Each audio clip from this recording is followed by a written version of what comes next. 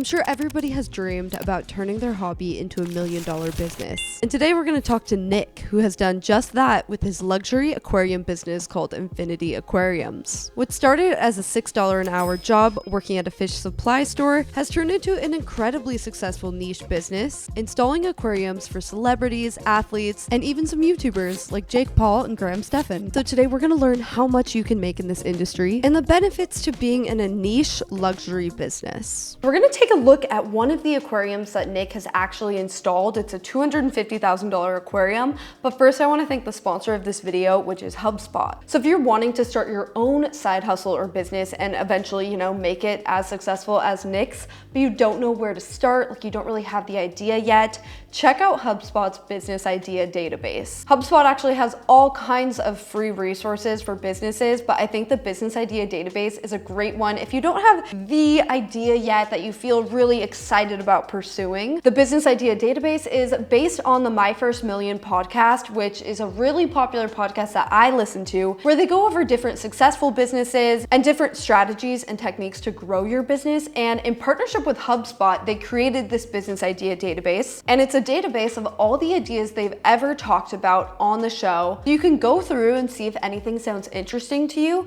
and then you can actually listen to the episode where they dive deeper into the topic. So if you feel like an aquarium business isn't really your thing, no worries, because this business idea database has a ton of different ideas and it's totally free. So I'll have the business idea database linked down below. Go check it out. Thank you to HubSpot for sponsoring this video. And now let's go take a look at one of the aquariums that Nick actually installed.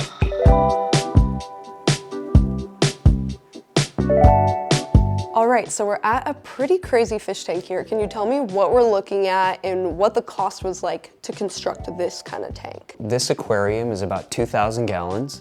It's 12 feet long, 4 feet front to back, and 5 feet tall. It's a slice out of the Baja, California coast. A tank like this has a price tag of around $250,000, and that includes everything from the fabrication of the tank, the stand, the cabinetry, the decor, the fish, and then of course all of the equipment that it takes to run this beautiful fish tank. So obviously that sounds like a really high number for an aquarium, but what you have to understand is there is a whole other room 40 feet away with all kinds of equipment to keep this thing running, which is pretty costly for not just the equipment, but also the construction of putting all this electrical and plumbing into place. Let's take a look at how much of the $250,000 is profit versus the actual cost of the aquarium. With this kind of business, what is the profit margin typically like? It varies. A good profit margin, a healthy profit margin for our industry is anywhere between 25 and 40%. Could be less, could be more.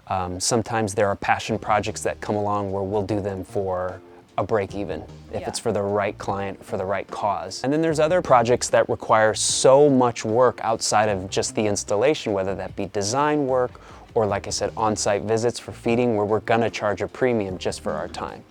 So it's enough to make a good living, and it's enough to stay competitive with other markets here in the United States or other companies that do something similar. So for a $250,000 aquarium, the actual profit would be somewhere between $60,000 to $100,000. People are willing to pay a premium because there aren't that many people that know how to properly do this. They do between 10 to 15 projects per year, which vary on cost and makes up a good portion of the revenue, but they also have a service business. How much of the revenue is from making these new aquariums versus the monthly maintenance? Yeah, we do anywhere between, our sweet spot is 10 to 15 projects a year, new projects a year. However, we clean over 150 aquariums every month in Los Angeles. Dang. So we have two very strong revenue streams. We have a team for the service aspect, and then my business partner and I do all the installations ourselves. The service is a strong momentum that keeps the foundation of the company going, and the installs are really like bonus days for all of us. Okay. But I would say it's probably right now about a 60% installation and 40% service. Aquariums are pretty high maintenance, so the cost to maintain them is also quite high. I was gonna ask about monthly maintenance, what that's like. Yeah, it's a range, and there's a lot of factors depending on what type of fish and how often they need to be taken care of. This aquarium is worked on every week for about a half a day. Wow, that is way longer than I thought. So sometimes 20 to 25 hours a month to maintain this. Not only are we constantly making sure it's pristine, but with the way aquariums work, there are natural organics that accumulate, And the way we remove some of those organics are by changing portions of the water. Aquariums that are 1,000 gallons or more require at least a weekly visit and are usually starting at around $2,000 a month. But just like the cost of the installation, the sky is the limit. We have some clients where we actually feed their tank every other day, and their tanks require so much maintenance that we're there several times a week, and they're paying exponentially more than that. Of course, this isn't all profit because I have a team that goes out and cleans the tanks. After it's all said and done, the business is now bringing in multiple millions of dollars per year. And this just really shows the power of becoming one of the best providers of something that is very niche. If you do something that no one else can replicate, then that makes you one of a kind, and then you're worth every penny. With a business like this, location is key. You need to be somewhere where there are a lot of people with a lot of money and that have a passion for aquariums. So LA was a strategic choice for them that's really worked out. One thing we came to LA for, we had the intent of taking advantage of this market. There's a lot of young, successful people that are building big, beautiful homes, and people who have had full careers that love aquariums. We thought it was a good market to start, but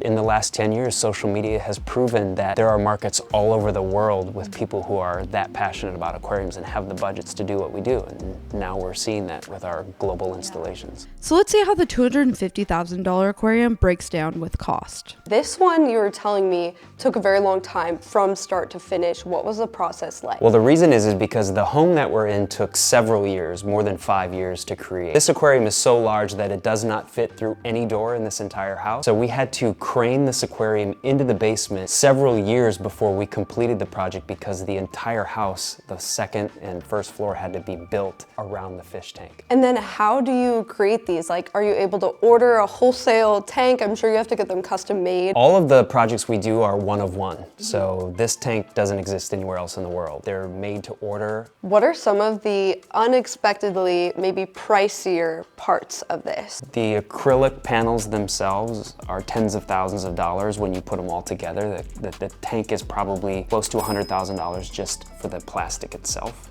And fabricated. The rock work behind is all handmade, and we price that out per square foot. It gets pretty expensive when you get one this large. All of these kelp stalks are synthetic. These are also quite expensive, several $100s to maybe $1,000 for the taller ones. And then the fish themselves, you know, there's a couple small fish in here that you'll see that are, you know, just a couple inches. They might be $10 or $15, but this one here, this is actually a golden puffer from the West Americas. Something like this can be around $800 to $1,000 for a fish. And then obviously, they get the best diet you can get. This is our freezer full of the highest quality seafood. Yeah, what do they get to eat?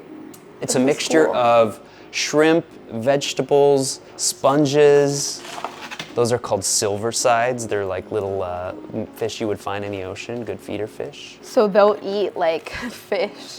Oh yeah. Oh, funny. Yeah, and in fact, you know, all of the food is pre-made for every day. The person whose responsibility is to feed doesn't have to go and prepare it. Which today is going to be my job to feed the fish. Okay. So go on up. Hello, everyone.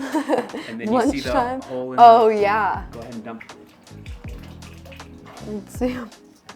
Whoa, that's crazy. Wait. Oh. There's a true investment when it comes into an aquarium like this. You really have to be dedicated with the right budget and the time and the knowledge for it to flourish. So other than the tank itself, the most expensive parts are really actually in the system room. So this room is about 30 to 40 feet away from the aquarium in the other room.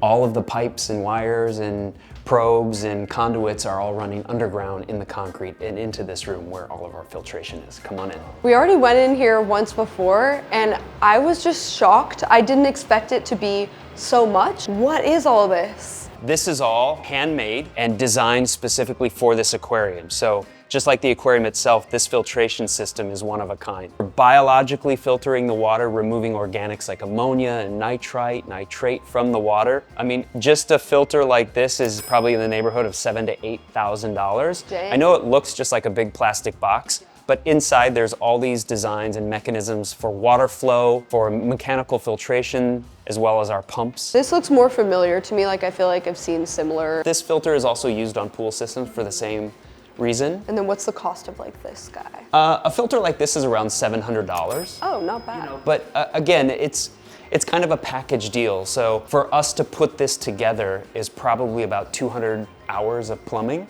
Oh, I bet. Look at all these pipes. Like, this is just, I'm confused just looking at it, you know? Right, and there's over 1,000 connections here. Each connection has to be measured, then cut, then prepped, then glued. So you're talking about several weeks on site just putting this room together. Everything is controlled via an iPad. This actually cools the water. Oh, wow. I've never seen one of these. The way this works is there's a big air conditioning condenser about 40 feet outside of the house. Wow. That ties in to this unit with cooling lines. So is the chiller pretty expensive? Yes. A unit like this is probably $8,500 to $9,000. Yeah, that makes sense with the whole AC unit and everything. So this is 500 gallons of fresh, what we call RO water. RO stands for reverse osmosis. So there's a lot of different pieces of equipment involved with an aquarium like this, and of course, probably a lot of labor to install all of this. So with a business like this, you need to know not only how to make fish thrive in an aquatic environment, but also they need to know quite a bit about plumbing and electrical. So I wanted to know how Nick learned all of this. Okay, I'm really curious to learn how you got into this because it's such a niche business. Yeah, so Chicago's my hometown. I was going to college, and in summers between semester, I looked for a summer job and I found a $6 an hour job cleaning fish tanks.